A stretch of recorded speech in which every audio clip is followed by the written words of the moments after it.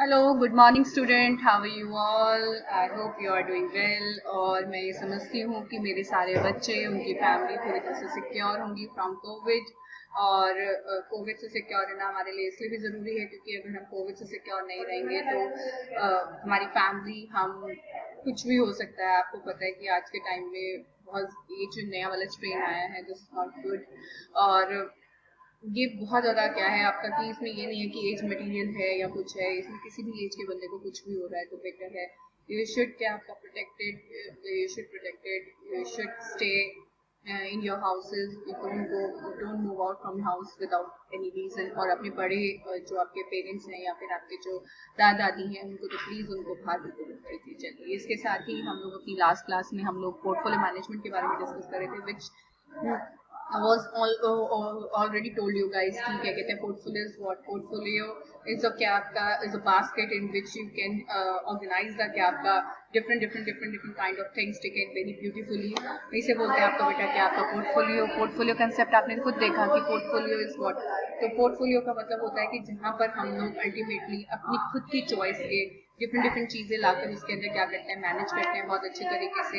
लिखा है ना portfolio concept, modern portfolio theory, Markowitz की सबसे से जो फेमस क्या आपका थ्योरी है आपकी पोर्टफोलियो थ्योरी, जिसको सभी लोग क्या करते हैं, फॉलो करते हैं, और मार्कोविट्ज डिटर्मिनेशन ऑफ ऑप्टिमम पोर्टफोलियो। बिल्कुल सही बात है कि पोर्टफोलियो में देखिए कभी भी हमारा जो इन्वेस्टमेंट है वो एक पर्टिकुलर टाइप के शेयर में, एक पर्टिकुलर पोर्टफोलियो में एक सर्टेन लेवल से ज्यादा नहीं होना चाहिए, because of that was not good for our portfolio. हमें डिफरेंट पोर्टफोलियो तैयार करने चाहिए, ठीक है, जिसमें हम डिफरेंट शेयर्स को क्या कर सकते हैं, डाल सकते हैं।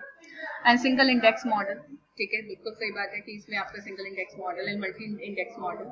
Capital market theory is definitely capital market theory तो इसके अंदर आएगी क्योंकि पोर्टफोलियो बिना कैपिटल मार्केट के तो पॉसिबल ही नहीं है। क्योंकि डेफिनेटली पोर्टफोलियो के अंदर मैक्सिमम जो आप लोग इंस्ट्रूमेंट क्या करते हैं, मेंशन करते हैं, वो कैपिटल मार्केट के ही करते हैं, जो कैपिटल मार्केट में लिस्टेड होते हैं, कैपिटल मार्केट के पार्ट होते हैं।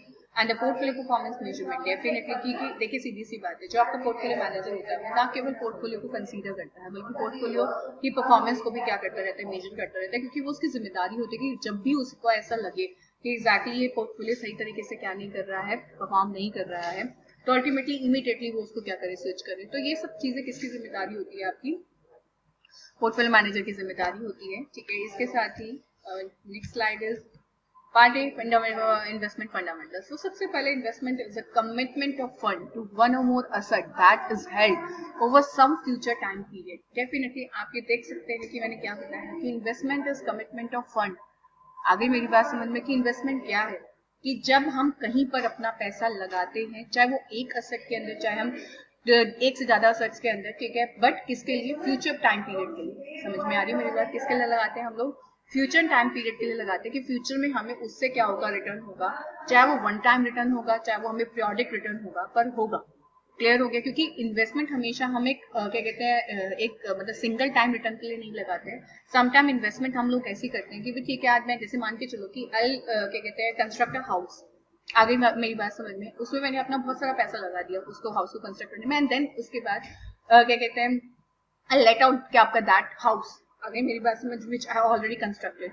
आगे मेरी बात समझ में, तो अल्टीमेटली मेरा पर्पस क्या था, मैंने इतना मोटा पैसा इन्वेस्ट किया और उसके बाद मैंने लेट आउट का क्या आपका, मैंने उसको बेचा नहीं, मैंने उसको लेट आउट कर दिया। तो लेट आउट का मतलब क्या था कि जो मेरी इन्वेस्टमेंट थी, I want the return from that investment is on periodic basis.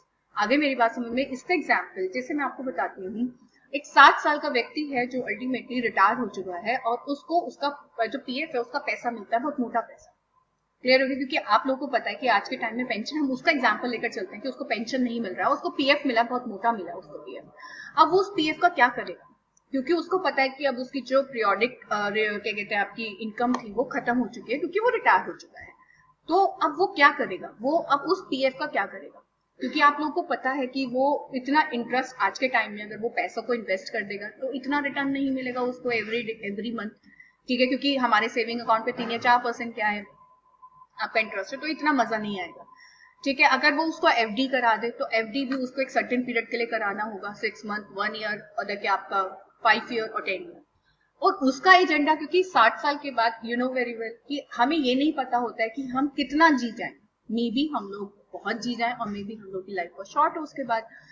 तो अल्टीमेटली वो क्या करता है कि उसको तो किसकी जरूरत होती है, क्योंकि आज के टाइम में आपको पता है कि फैमिली इतनी छोटी हो चुकी है, इतनी छोटी हो चुकी है, और हम इतने इंडिपेंडेंट हो चुके हैं कि वी कांट की क्या कहते हैं, वी कांट लाइक दिस कि हम लोग 60 साल तक तो हमने खुद कमाया, हमने खुद का पैसा क्या क्या इस्तेमाल किया, एंड देन आफ्टर दैट मैं यही सोचूं कि मुझे कोई दे या मेरे हाथ में कोई लाकर पैसे रखे, तो इट्स नॉट, मतलब ये मुझे खुद नहीं अच्छी फीलिंग आएगी। तो उस केस में क्या होता है, मैं आपको बता देती हूँ उस केस में क्या होता है। उस केस में वो बंदा क्या करेगा, उस पीएफ का पैसा कहीं ना कहीं एक ऐसी जगह पर इन्वेस्ट करेगा जिसको उसको पीरियोडिक क्या हुआ आपकी क्या कहते हैं रिटर्न। तो उसके लिए क्या करेगा, वो उसके लिए एक घर बना देगा, या कोई एक लैंड क्या कर लेगा, परचेज कर लेगा, जिसको वो लीज पर दे देगा। ऐसे वो घर बनाएगा, घर को लेट आउट करेगा। उससे अल्टीमेटली, क्योंकि आपको पता है आज के टाइम में बहुत हाईली क्या आपके क्या कहते हैं एरियाज हैं, बहुत हाईली क्या कहते हैं पॉपुलेटेड एरियाज हैं, वेयर स्टूडेंट, जहाँ पर स्टूडेंट और आपके जो वर्किंग लोग हैं वो इतने ज्यादा रहते हैं कि अल्टीमेटली उन लोगों को किस चीज की जरूरत होती है कि उन लोगों को भी एक किराए पे, क्योंकि उनको पता है कि उनका ये यहाँ पर रहना इज नॉट लाइफ लॉन्ग, कि उनका कभी भी ट्रांसफर हो सकता है, वो किसी और कंपनी में स्विच कर सकते हैं। तो उसके लिए वो लोग क्या करते हैं, पीजी वगैरह या फिर इस तरह के फ्लैट्स वगैरह क्या करते हैं, प्रेफर करते हैं। तो अगर मैं फ्लैट बना दूंगी तो अल्टीमेटली क्या होगा, वो लोग उस फ्लैट को ले लेंगे, फ्लैट को लेकर, और अच्छी खासी उनकी आमदनी होती है, 30-40 हजार रुपए कहीं नहीं जाते अगर आपने एक अच्छे पॉश एरिया में फ्लैट बना रखा है। तो एक बंदा जो रिटायर हुआ है एंड क्या आपका मे बी वो उसकी वाइफ हो सकती है, नहीं भी हो सकती है, एक अकेले बंदे के लिए चाहे वो किसी भी शहर में रहे, ठीक है, 30-40 हजार रुपए इज वेरी सफिशिएंट अमाउंट। समझ रहे हैं आप मेरी बात। अगर वो एक घर बनाता है या फिर एक बिल्डिंग बनाकर छोड़ देता है जिसके अंदर 4-5 फ्लैट इस तरह के बनाकर छोड़ देता है, तो उसके लिए उसकी लाइफ इतनी इजी हो जाएगी, क्योंकि उसने डेफिनेटली वो जो वो पीएफ का पैसा है पूरा का पूरा बैंक में डालकर उसकी शक्ल नहीं देखनी, क्योंकि उसके बच्चे भी आज के टाइम में उसके ऊपर डिपेंड नहीं है। समझ में आ गया। तो उस केस में वो क्या करेगा, वो उस इन्वेस्टमेंट से जो उसको पैसा मिला उसको इन्वेस्ट करेगा, उसके ऊपर रिटर्न जनरेट करेगा, और रिटर्न को वो क्या करेगा, इस्तेमाल करेगा। क्योंकि मैं आपको बता देती हूँ हर बंदे की जो इन्वेस्टमेंट का पॉइंट होता है कि वो किस पॉइंट ऑफ व्यू से इन्वेस्टमेंट कर रहा है, वो बिल्कुल क्या होता है, डिफरेंट होता है। समझ में आ गया। तो आपको मेरी वाली बात बहुत अच्छे से समझ में आई होगी। अगर नहीं समझ में आई है तो प्लीज आप मेरे साथ जूम मीटिंग में जब जुड़ेंगे तो आप प्लीज मुझे बताइएगा, फीडबैक दीजिएगा अगर आपको समझ में नहीं आया। इन्वेस्टिंग में भी वेरी कंजर्वेटिव, बिल्कुल सही बात है। मैंने आपको बताया था कि the objective of the investment is always क्या आपका different is depends on is very क्या आपका पर्सन टू पर्सन। कैसे, मैं आपको बता देती हूँ। सपोज अब जैसे वही कहना कि जो क्या कहते हैं आपके अंकल जी टाइप के थे जिनको पीएफ का पैसा मिला, उन्होंने क्या किया, ही इज वेरी कंजर्व, और होंगे यार, क्योंकि अल्टीमेटली अब उनके पास there is no source of income, उनके पास कोई सोर्स ऑफ इनकम नहीं है, उनके पास तो वही है जो उनकी जॉब से मिला जुड़ा हुआ पैसा। वो क्या करेंगे, उसको कहीं ना कहीं ऐसी सुटेबल जगह पर इन्वेस्टमेंट करेंगे जिससे उनको पीरियोडिक इनकम आती रहे। तो that person is called the क्या कंजर्वेटिव पर्सन, क्योंकि अल्टीमेटली वो ये चाहता है कि उसकी जो कैपिटल है वो कहीं ना जाए।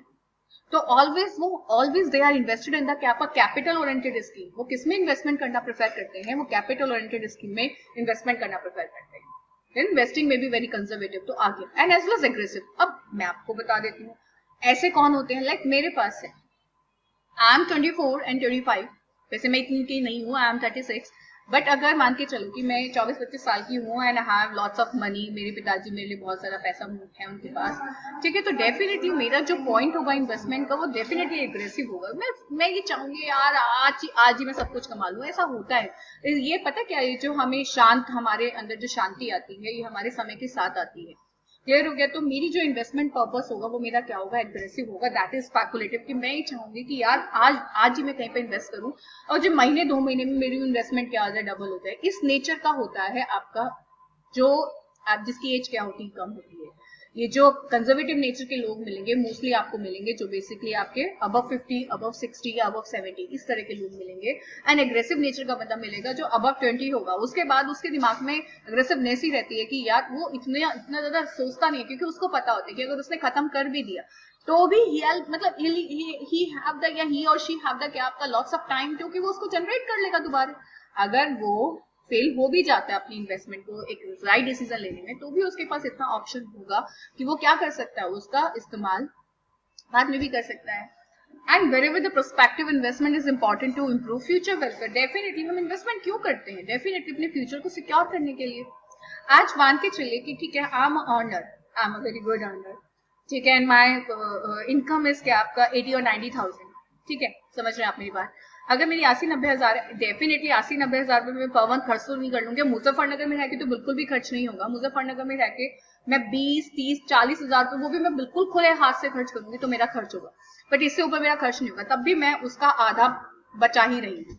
तो डेफिनेटली आज मैं उस इन्वेस्टमेंट को इकट्ठा कर कर, उस जो मुझे हर मंथ सेविंग हो रही है, उस सेविंग को इकट्ठा कर कर डेफिनेटली मैं कुछ ना कुछ ऐसी चीज खरीदूंगी जिससे अल्टीमेटली जब मैं अर्नर नहीं रहूंगी, क्योंकि हमेशा समय एक सा नहीं होता, या फिर हमेशा आप कमा नहीं सकते, कभी ना कभी आपकी एज ढलती है और आपको क्या करना होता है, घर में शांति से बैठना होता है। तो उस केस में क्या होगा, वो इन्वेस्टमेंट मेरे तब काम आएगी, वो मेरा तब क्या करेगी, वेलफेयर करेगी। क्योंकि जो आज के टाइम में बंदा इंडिपेंडेंट है वो कभी भी क्या नहीं चाहता, फ्यूचर में जाकर कभी किसी के हाथ में हाथ नहीं फैलाना चाहता। चलिए, इसके साथ ही we should over our class, ठीक है। और मैं फिर से आप ही लोगों को बोलूंगी कि प्लीज प्लीज मेरी क्लास देखिए, और क्लास देखने के बाद अगर आप लोग को लगता है कि मैं कहीं गलत हूँ, ठीक है, तो please give me the feedback, ठीक है, जिससे आई कैन इम्प्रूव माई क्या आपका ऑल द क्लासेस, ठीक है। Okay, bye guys, take care.